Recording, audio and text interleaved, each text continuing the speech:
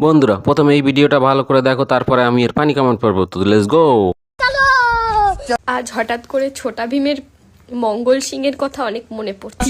এটা ভালো ছিল, অতটা খারাপ ছিল না। কি করবে বেচারা, বেচারা তো দুমুঠো খাওয়ার থাকার জন্য ডাকাতি করতো। ঠিক বলেছো। ভীম কাজটা ঠিক করেনি, ওকে যে জেলে দিয়েছিল খবরও পাইনি, আর যে জেল থেকে ছেড়েছিল না যাবজ্জীবন হয়েছিল। तो चलिए शुरू करते हैं। আমি তোমায় একটা ঠিক কথা বলেছো। বলি, তুমি ঢোলকপুরে চলে যাও। কাঁদিস না সোনা, না হলে কিন্তু আমিও কেঁদে ফেলবো। তুমি লোকের কথা এত ভাবো দিদিভাই, চোখে জল চলে এলো। মুখটা একদম মঙ্গল সিং এর বোনের মতন লাগছে।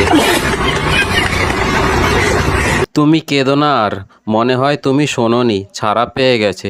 বিবিপি বাংলা নিউজে দেখেছিলাম।